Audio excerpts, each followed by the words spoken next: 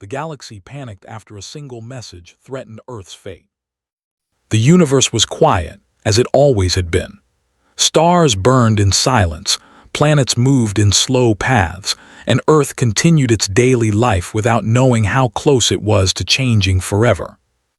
On a calm night deep in a remote desert, a massive listening station pointed its antennas toward the sky.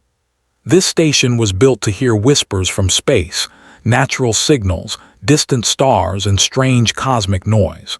Most days, it detected nothing unusual. But on this night, everything changed. A soft alarm echoed through the control room. Screens flickered as numbers began to scroll faster than normal. Engineers stopped talking. Scientists stood frozen. A signal had been detected. At first, it seemed simple, a repeating pulse. Clean, artificial. "This is not natural," said Dr. Elena Rojas, stepping closer to the main screen. Her voice was calm, but her eyes were sharp with focus. She had studied space signals for decades, and she knew this one was different. The team worked quickly, filtering noise, cleaning the data, and confirming the source. When the signal was translated into a basic universal format, the room went silent. The message was short, clear, terrifying. Earth must surrender or face annihilation. No one spoke for several seconds. The words hung in the air like a heavy weight. Some thought it was a mistake. Others hoped it was a test. But deep down, everyone knew the truth. Humanity was no longer alone. Within minutes, the signal was sent to global command centers. Governments, space agencies, and defense networks were alerted. Emergency meetings were called across the planet. Screens lit up in offices, bunkers, and research labs. Panic did not come all at once. It arrived slowly, like a rising tide. Leaders gathered in secure rooms, staring at the same message. Military advisors discussed defenses that had never been tested. Scientists debated whether the signal was real or a trick. Philosophers questioned humanity's place in the universe. But the signal had more. Hidden inside the message was a timestamp. 72 hours. No explanation, no further warning, just a deadline. As news leaked to the public, the world reacted. Some people feared the end. Others denied it completely. Cities filled with questions. Social networks exploded with theories, hope, fear, and anger. Yet something unexpected happened. Humanity did not fall apart. Instead, it came together. Across nations and cultures, people realized this threat was not against one country or one group. It was against Earth. Against everyone. Dr. Elena Rojas was moved to a secure research facility. There, she and her team began studying the signal in detail. Patterns emerged, mathematical structures, star coordinates. "This isn't just a threat," she said quietly. "It's pointing to something." The data suggested the message was not sent randomly. It was targeted, and it referenced Earth itself. Far above the planet, satellites adjusted their paths. Space telescopes scanned nearby systems. Military sensors watched for movement. That was when the galaxy noticed Earth. Far from the solar system, advanced civilizations detected the same message. The threat echoed through space, spreading fear and confusion. Many species had heard of Earth only as a young world, curious, noisy, and fragile. Now Earth was at the center of attention. On distant worlds, councils met. Some feared that Earth carried something dangerous. Others believed Earth was being used as a warning. "Why threaten such a small planet?" asked Admiral Tikran of the Zervian fleet. His species valued order and logic. This made no sense. Another voice answered, "Because small does not mean harmless." Back on Earth, the countdown continued.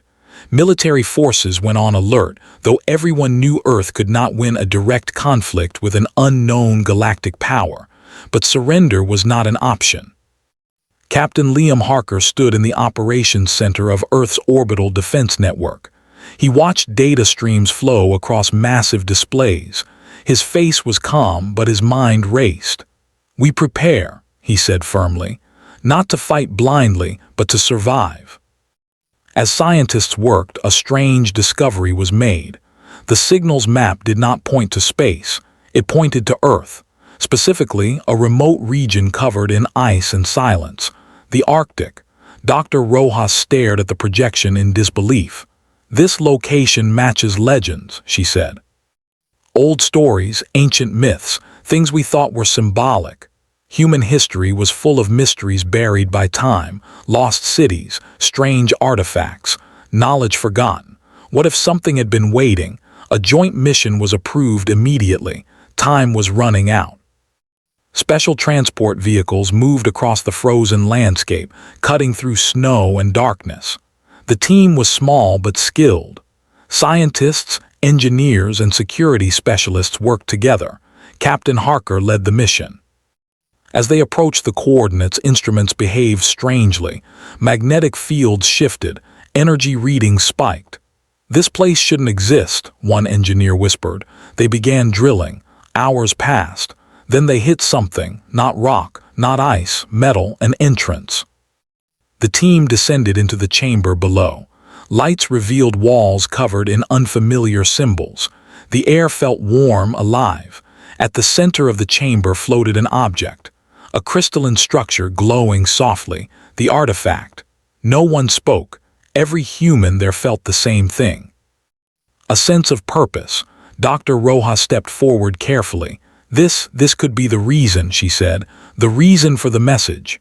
The artifact responded. Light pulsed outward, gentle but powerful. Systems came alive. Data flowed directly into their instruments. "This technology," she whispered, "it's far beyond us." Above Earth, alien sensors detected the activation. Ships adjusted course. Eyes turned toward the blue planet. The countdown reached its final hours. Captain Harker looked at the artifact, then at his team. "Whatever this is," he said, "it's part of Earth's fate and we don't run from that." The artifact glowed brighter, and somewhere in the dark between stars something noticed. The message had been answered. Earth's test had begun. The sky above Earth was no longer quiet. Satellite arrays, orbiting research stations, and early warning systems all hummed with activity. The mysterious message that had shaken humanity and the galaxy still echoed in the minds of every human leader. Earth must surrender or face annihilation. Humanity had never faced anything like this. And now, as the countdown from the timestamp ticked on, every second felt heavier than the last. Across the globe, cities that had once been unaware of the vastness of space now teemed with activity. Scientists, engineers, military strategists, and diplomats worked in unison. Communication networks buzzed as information was shared faster than ever before. Even the most skeptical citizens could sense the tension, the urgency that demanded their attention. Humanity had always faced challenges before, but never had the entire species had to unite against a threat that was unknown, invisible, and unstoppable, or so it seemed. High above, in orbit, human satellites scanned the depths of space. Astronomers tracked unusual signals and faint anomalies, trying to locate the origin of the cryptic transmission. Soon, they discovered a pattern hidden within the signal, a mathematical sequence, repeating in complex cycles like a code waiting to be unlocked. Dr. Elena Rojas, a leading astrophysicist, studied it day and night. She muttered to herself as she traced the sequence on her tablet, connecting points of light across the star map. "It's not just a message," she whispered to her assistant. "It's a map to something. On Earth, something ancient." Meanwhile, across the galaxy, alien species watched Earth with concern, curiosity, and fear. The Council of Interstellar Civilizations convened urgently, debating humanity's fate. Many of the alien representatives had never even considered Earth significant, a minor planet with primitive technology. But the message had changed everything.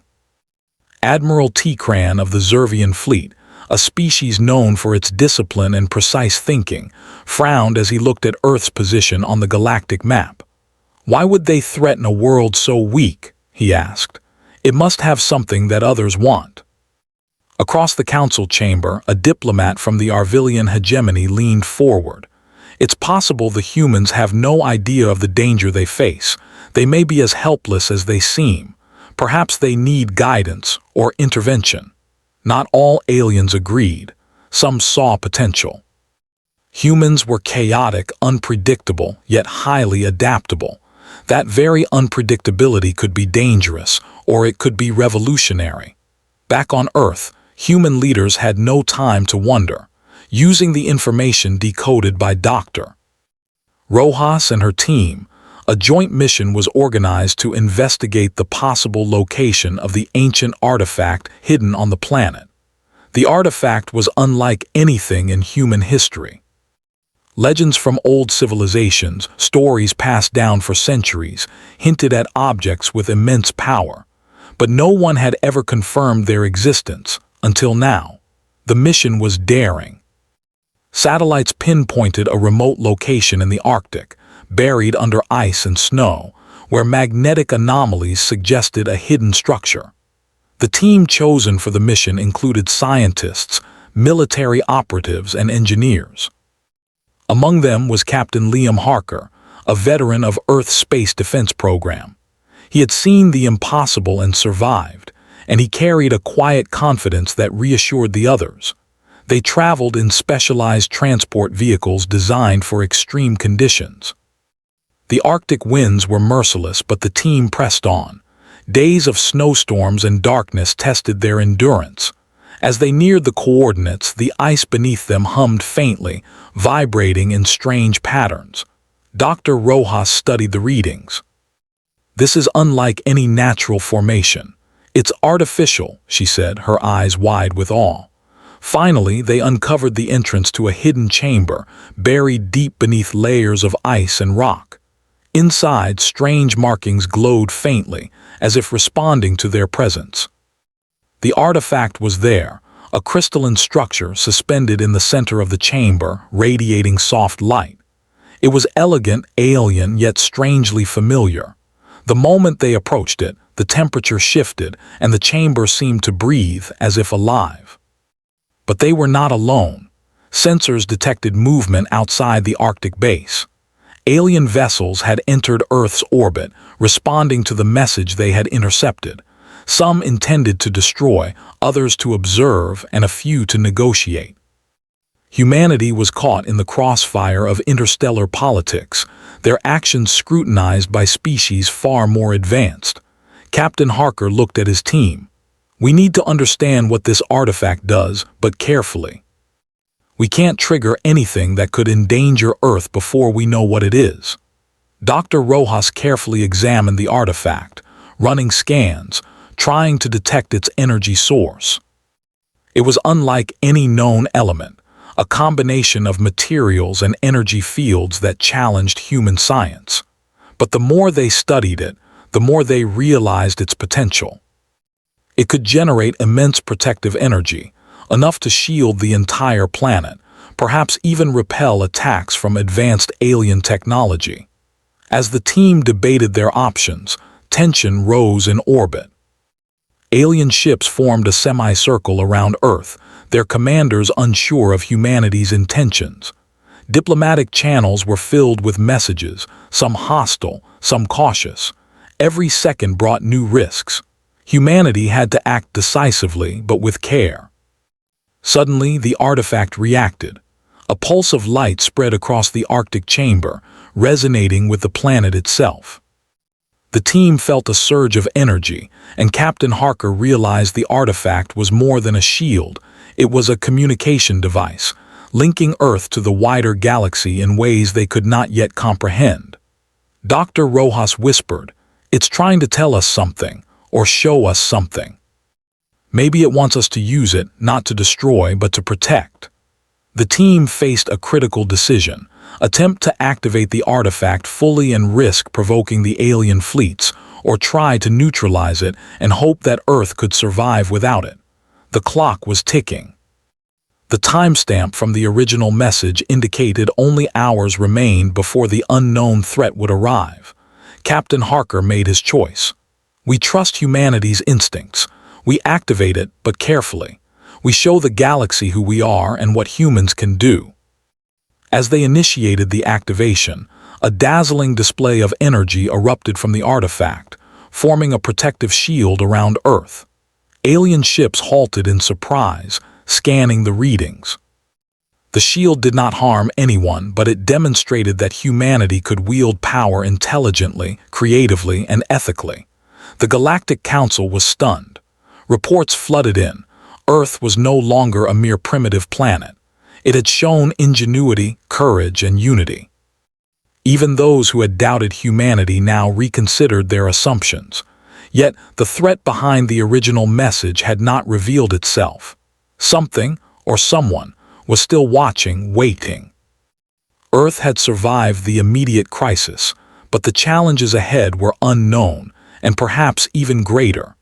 The Arctic team returned home as heroes, yet they understood the journey had only just begun. Humanity had taken its first step into a larger galaxy, one filled with danger, mystery, and extraordinary potential. They had proven that, even in the face of overwhelming uncertainty, humans could rise to the challenge, united, creative, and fearless. As the sun rose over the frozen horizon, Captain Harker looked out across the ice and whispered, "This is just the beginning. The galaxy will remember Earth, and we will be ready." From orbit to the council chambers of distant worlds, the ripple of human ingenuity was spreading. Aliens debated, humans prepared, and the artifact hummed softly in its Arctic chamber, waiting for the next move. The galaxy had taken notice. Humanity was no longer just a planet of people. It was a force, unpredictable, adaptable, and alive with possibility. Earth's shield glowed faintly in orbit, a visible sign to every watchful alien fleet that humanity had taken a bold step. The protective field generated by the artifact did not harm anyone, but it sent a clear message. Earth was prepared. Yet, beneath the calm surface, tension ran deep. The original threat that had sent a single message to Earth had not yet revealed itself. Everyone knew the artifact's activation had only bought time, not solved the mystery. Inside the Arctic chamber, Dr. Elena Rojas and Captain Liam Harker monitored the energy readings. The artifact pulsed rhythmically, as though waiting for humans to act again. "It's responding to us, but I don't fully understand how," Dr. Rojas admitted. "It's like it's alive, but in a way we've never seen before." Captain Harker studied the data on his tablet. "Whatever it is, it trusts us enough to activate. Now we need to decide the next step." Meanwhile, in orbit, alien fleets were in debate. Admiral Tikran of the Zervian fleet convened a council with other species observing. "The humans are unpredictable," he warned. "They have demonstrated a capacity for creativity and ingenuity that cannot be ignored.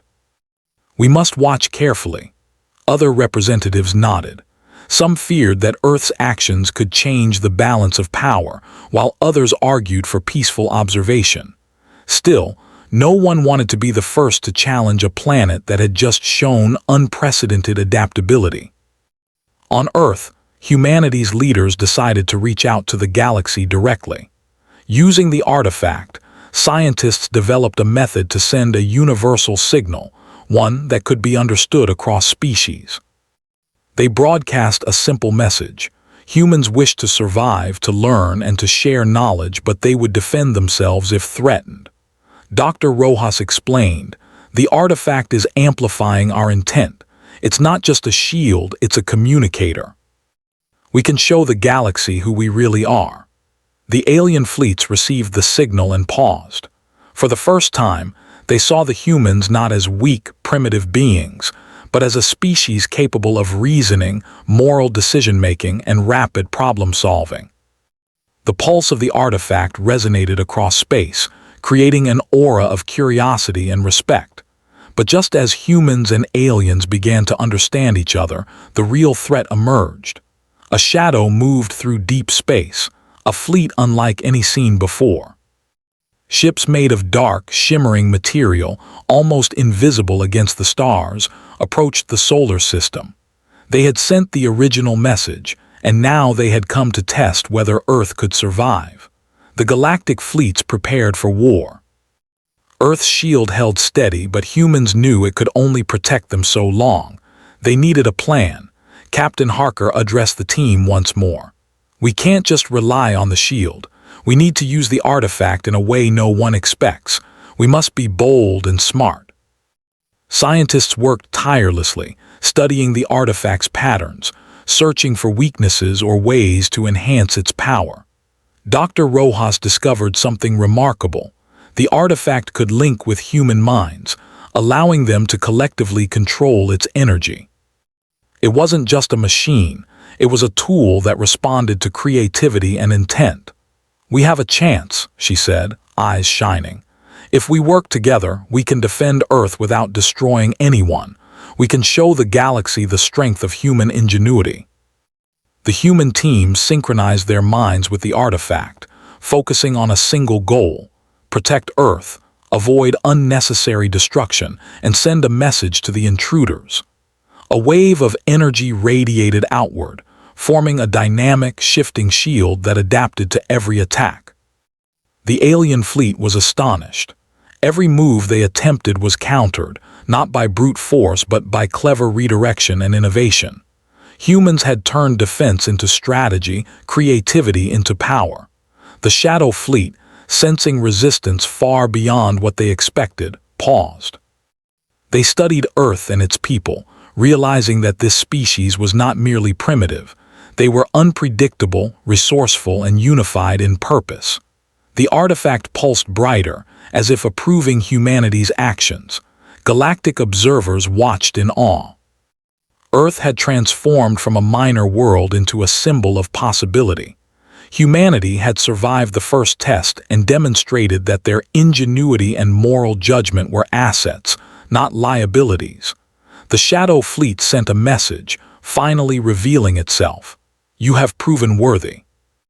You will live, but the galaxy is vast and danger is never far. Choose wisely your allies and enemies." Then, as quickly as they appeared, the fleet vanished, leaving humans and the galaxy stunned. Captain Harker exhaled deeply. "We did it," he said. "Not through weapons or force, but by thinking, by working together. That's humanity's greatest strength." Dr. Rojas smiled. "We've shown the galaxy that humans are more than survival. We are creativity, courage, and moral choice. That's our power." In the aftermath, alien fleets reconsidered their positions. Some began diplomatic outreach, others offered knowledge, and many chose observation. Earth was no longer a planet to be ignored or conquered. It was a species to watch, respect, and perhaps even learn from. Humanity celebrated, but they remained vigilant. The galaxy was full of unknowns, and the artifact's true potential had yet to be fully understood. Yet for the first time, humans knew they had proven themselves on a galactic scale. They had faced an impossible challenge and risen above it, not through strength alone, but through ingenuity, unity, and ethical choice. From orbit, Earth's shield shimmered in the sunlight, a beacon of human potential. Across the galaxy, whispers spread of a small blue planet where humans had turned fear into innovation and danger into opportunity. Humanity had become a symbol, not of dominance, but of resilience, creativity, and hope. As Captain Harker looked at the stars, he knew this was just the beginning. The galaxy was vast and unpredictable, but Earth was ready. And for the first time, humans understood that their greatest weapon was not technology or force, it was themselves.